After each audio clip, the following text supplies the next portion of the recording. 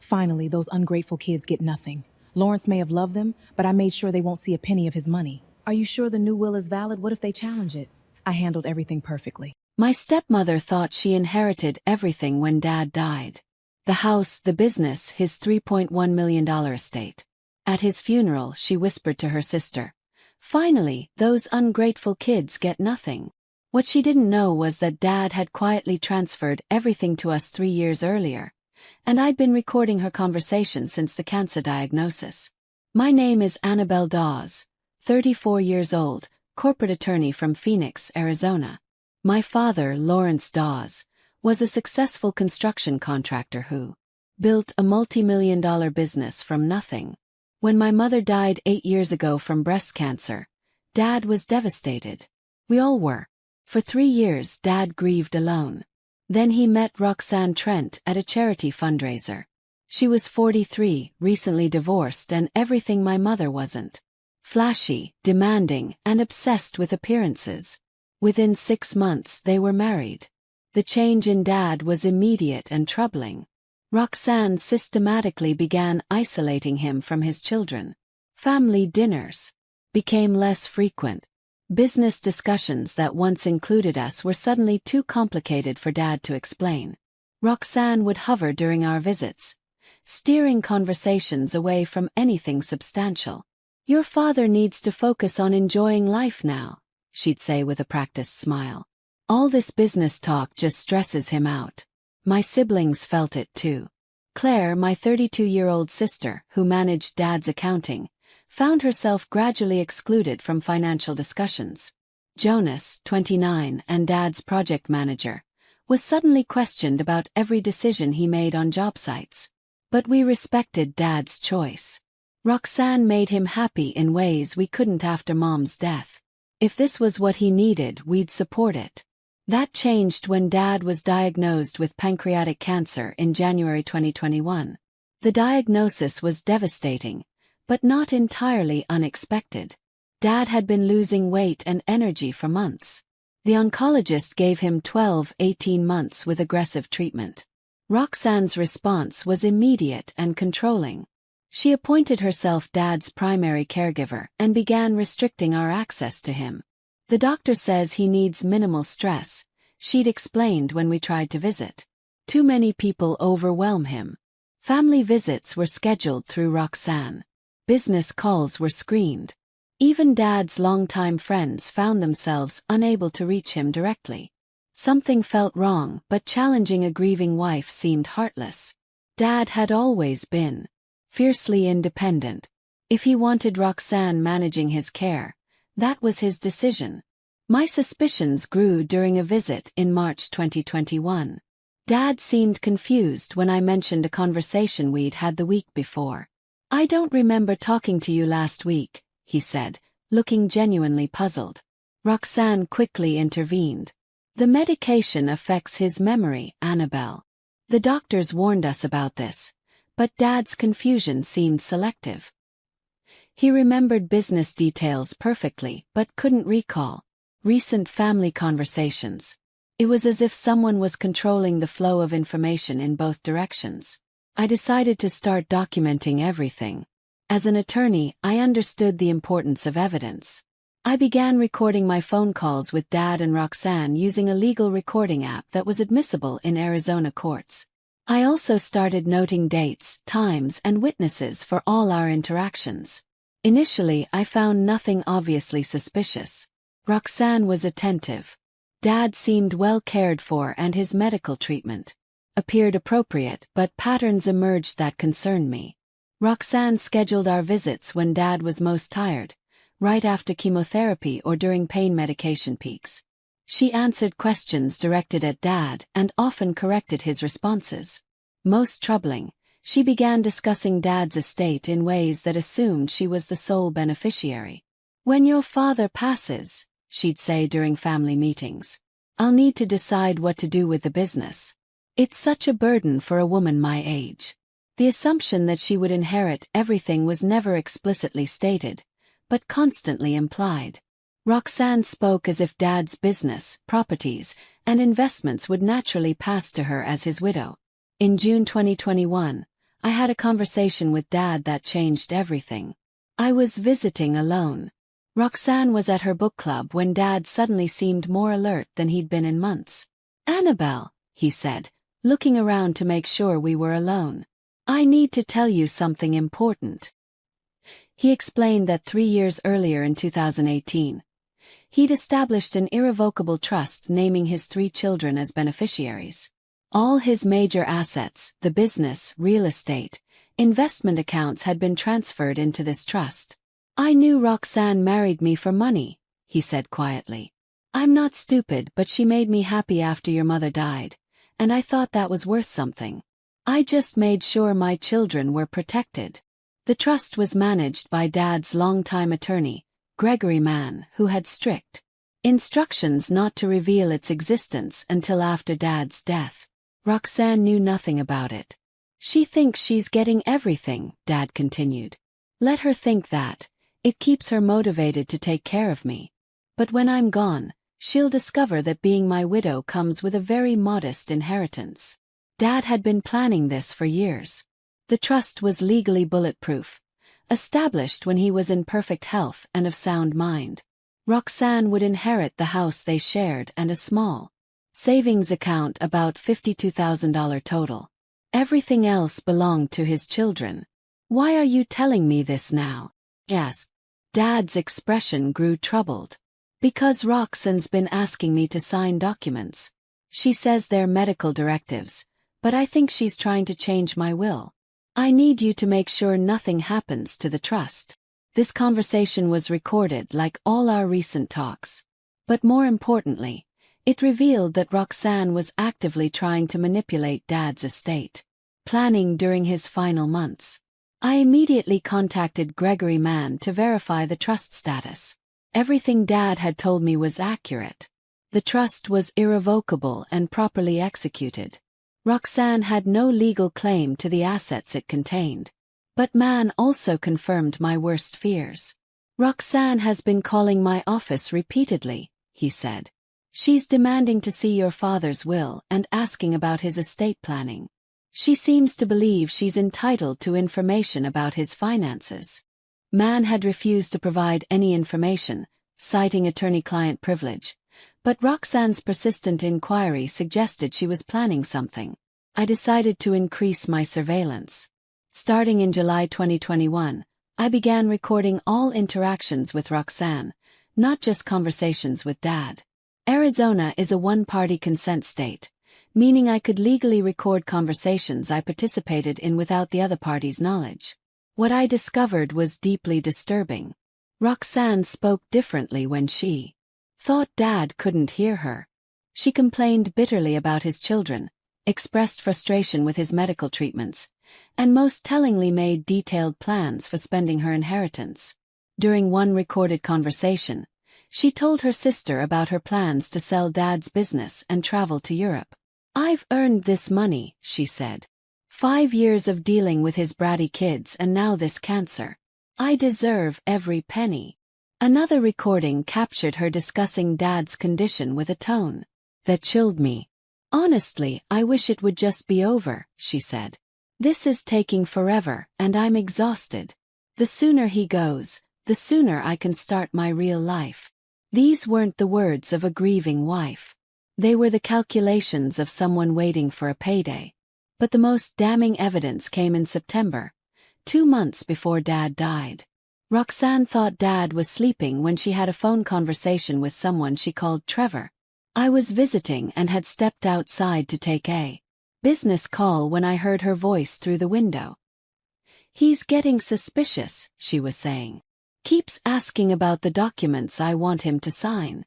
Maybe we should wait until he's more medicated." She paused, listening to the response. "I know it's risky, but we're talking about almost $3.1 million. Worth the risk if we can get him to change the will." Another pause. "His kids don't suspect anything. They think I'm just a grieving wife. By the time they figure out what happened, it'll be too late." I recorded this entire conversation.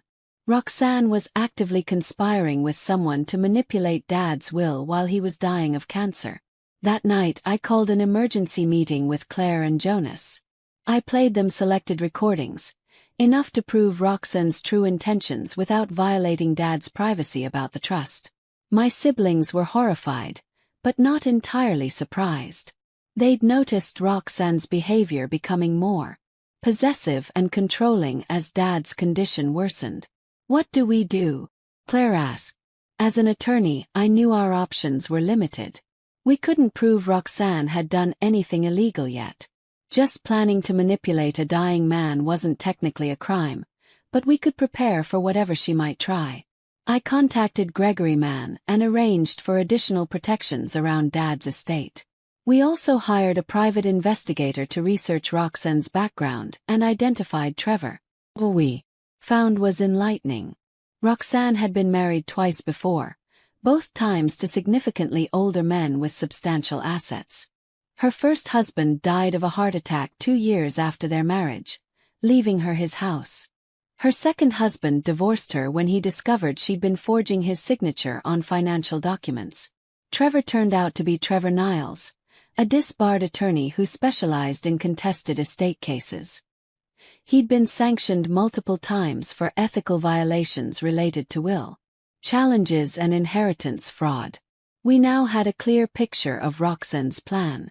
She was working with Niles to challenge Dad's existing estate plan and substitute a new will that left everything to her.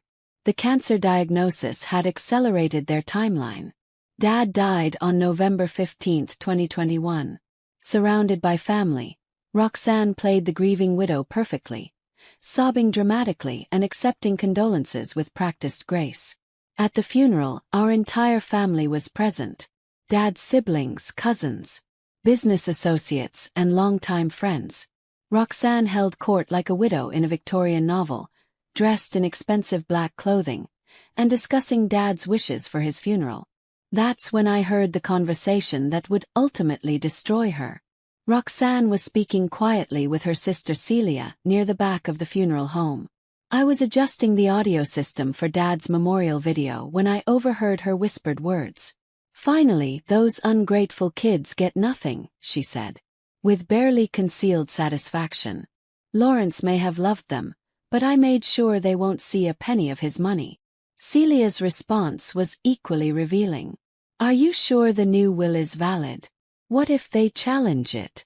Roxanne's smile was cold. "Trevor handled everything perfectly. We have witnesses, proper signatures, the whole thing. By the time Annabelle and her siblings figure out what happened, the money will be long gone." I recorded this entire exchange. Roxanne had just confessed to fraud at her husband's funeral. The will reading was scheduled for the following Tuesday. Gregory Mann had arranged to meet with the family at his law office to review Dad's estate. Roxanne arrived dressed like she was attending a board meeting. Expensive suit, professional demeanor, clearly expecting to take control of Dad's assets. Claire, Jonas, and I sat quietly as Mann began the formal reading. Roxanne produced her own attorney, Trevor Niles, who immediately demanded to see all estate documents. "Mrs. Dawes has reason to believe there may be irregularities in the deceased's estate planning," Niles announced.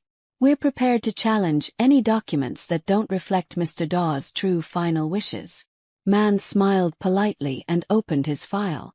"Let's begin with the will first, then move to other relevant documents." He read Dad's will aloud. It was short and straightforward. "I leave all my personal effects and any assets not otherwise disposed of to my beloved wife Roxanne Dawes." Roxanne smiled triumphantly. Niles nodded with satisfaction.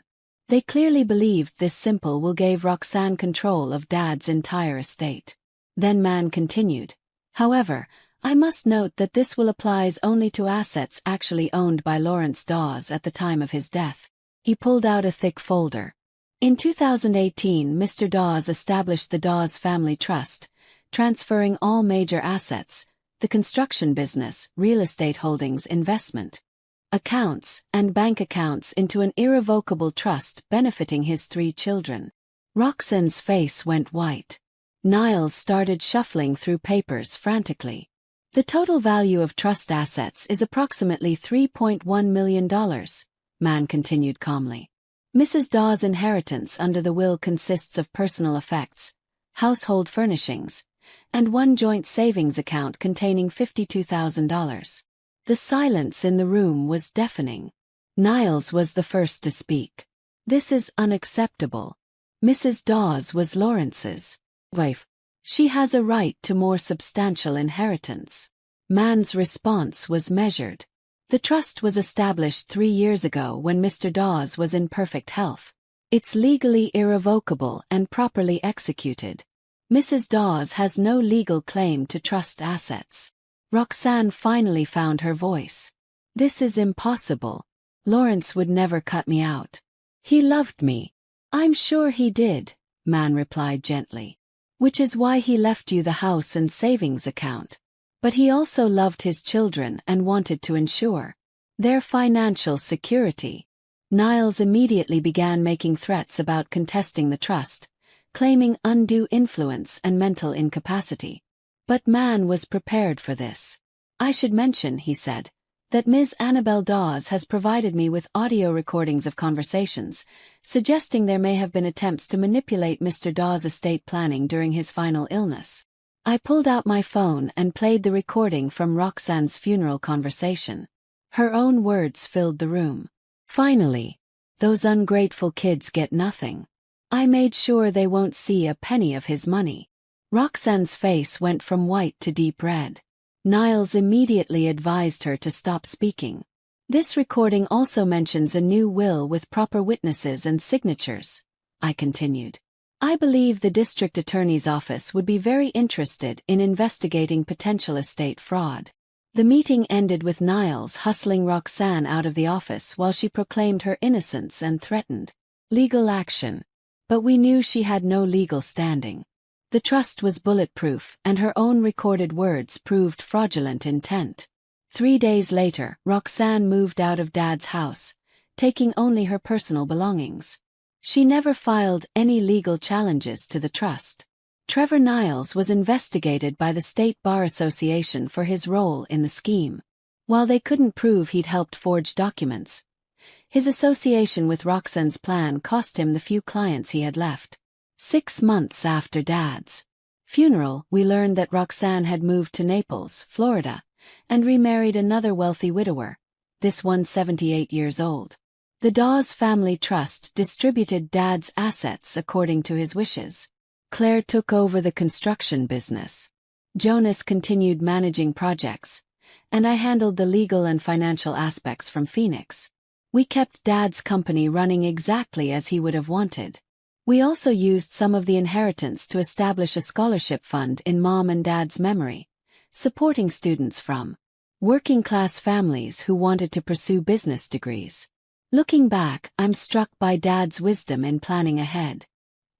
He saw Roxanne's true nature, but chose to handle it through legal preparation rather than confrontation.